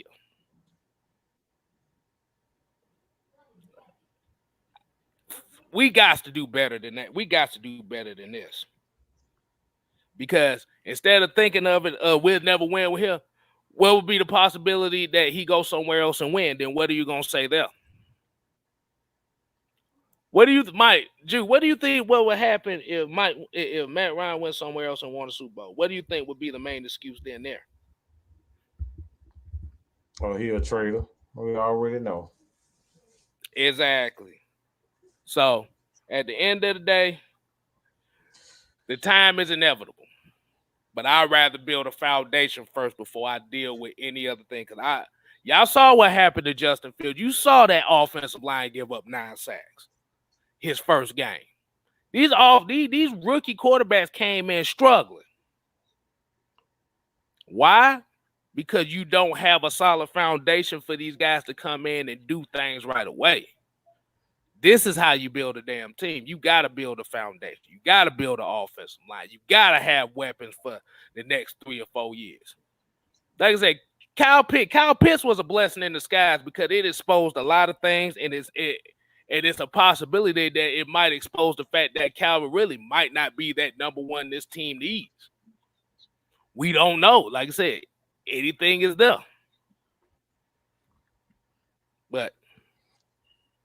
But the main thing I just gotta say, like I said, the main thing I gotta say is I expect a lot. I expect greatness from this team. I expect to win. But you're not finna see me in here bitching about the same problem every week. Just like y'all, just because it's the popular thing to do. I'm just gonna say it like that. Look, man, at the end of the day, I don't want to hear that shit. If you're going to come on our channel and sit up here and cry about what we don't have, you can take that shit to Twitter. You have the freedom to type your ass away. Please type away. You can complain all day long. You can follow people who complain just like you. But I don't want to hear that shit. I don't want to hear it. I appreciate you guys subscribing, but if you're going to comment and you're not going to talk about what the offense has done, what the coaching has done. We want to talk about all aspects of the team. If you want to complain, take your ass to Twitter. You have a whole profile to yourself. You can talk to whomever you feel like it. But if your job is to come to Mike, man Mike Sports and Jude Talk Sports and Kicking with KStylzz and 6 Man, whoever got that. If that's your sole purpose, I don't want to hear that shit. And like that's what I'm gonna piss off a lot of people, but that's just the way it is. I'm not that type of person. I don't want to see what's wrong with everything. I like to see make positives out of things. I don't want to look at things. Oh, this sucks. Oh, we gonna do this. We never gonna do this. That's not my mentality. So if that's your mentality, please, all right, I will help you find. All right. I will help you find another channel. I will point it out to you. I will put on my coat. I will drive you to the place. I will do all that for you. I don't want you here. Hey. I don't want you in Mad Mike Sports. If that's your thing, if to sit up here and complain about what we don't have, I don't want you here. And that's the realest I could possibly be. Hey, I say it like this. If you feel like that, Friday Night Madness is where you need to be at. Because it's a lot, like I said, it's a lot easier to type your complaints, but I'd rather hear your complaints live in person. Because at the end of the day, Twitter fingers don't mean shit To me, I want to hear the words. So don't tell, like I said, don't tell any Falcon fan that they don't want to win because they ain't bitching and complaining about a problem. Like I said, just come to Friday Night Madness. Lines are gonna be open. You can complain all you want, but I'd rather hear words behind it than see folks typing about it. Shut that bullshit up. Well, that's in it. All right. Oh, it's a difference of opinion. No, ain't no difference of opinion. Y'all bitches want to crowd. Excuse my language, but you bitches, you want to bitch all day long, every day, and then complain when people don't agree with you. Yeah. I don't care for that type of stuff. Yeah. You know what I'm saying? We're not gonna keep harping on it. We're not gonna keep harping on it. We're gonna end the show and like that be it. If you want your opinion. If you feel like you want to hear, or you feel like you want us to understand where you're coming from, this is what we're talking about. This is what we're talking about. Come on Friday Night Madness, and we will listen. Don't type away. Exactly. Come on, explain it to us. I'm willing to hear your point. So don't sit up and type and type and type and type. Exactly. State your opinion and let that be it. This is not like y'all. We not the bad guys. I'm just tired of hearing you complain about the same stuff every day. So I'm gonna say Robert Price, Smart Ride. So I expect y'all to come on Friday Night Madness. Robert Price ain't gonna do nothing. He gonna type his opinion like he been doing. And like I said, the chat is gonna be the line is gonna be open. So I expect y'all to be on to state y'all opinions, and we're gonna have the discussion about it. See, this is what it is. This is what it all come down to. Y'all be talking like y'all know it all. There's a difference between knowing it all and knowing what the fuck you talking about. I don't know it all, but I know what the fuck I'm talking about. Okay. Excuse me. We got to end this. Okay. We're gonna end this right now. All right. That's it. Look. Let me say one more thing. A stupid person knows everything. A smart person doesn't know everything. We don't know everything. Know what it is. So if we act like we talk like we know what we talking about, you should talk about yourself. You damn sure. I know damn sure act like you know what you talking about too. So that's the pot calling the kettle black. Well, y'all act like y'all knew it all. Like, I'm a thumbs down, y'all. I'm a thumbs down, y'all, because y'all don't agree with us. Y'all act like y'all knew it all. All that damn crime. But like I said, just come to Friday Night Madness and just talk. The typing shit is over now. Y'all need to get online and just speak your mind, cause like I said, like we said before, you could type one thing, but saying it is in a whole different tone is a whole different mental aspect. So yeah, let's go ahead and end it. Oh, this damn guy. Y'all act like y'all knew it all.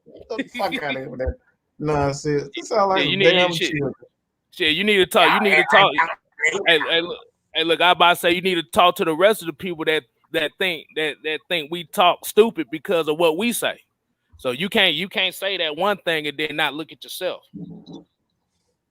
That's a reflection comment. So we just gonna leave it at that. At the end of the day, we about to end it. Like I said, if you feel like you want to educate us on something that we may not know, this is your opportunity. Friday Night Madness, okay? So let's trust me. Do all your homework, write it down, take a picture, all of it. All right, screenshot it, whatever you got to do. Please bring it to Friday Night Madness so you can educate us. We don't know what we're talking about. We don't know nothing. We're gonna learn from you. At the end of the day, all right, let's close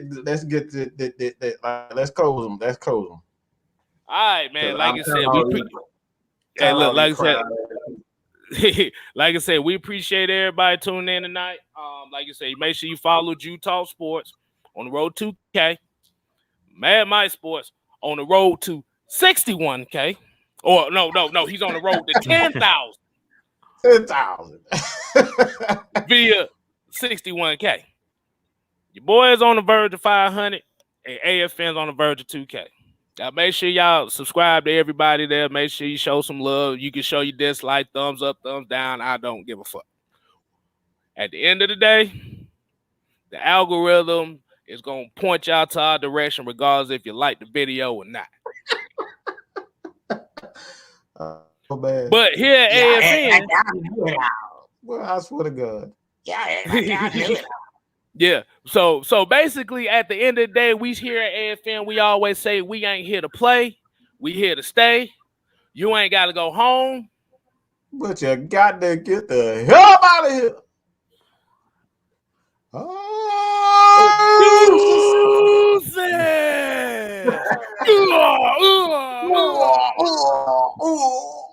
My fight.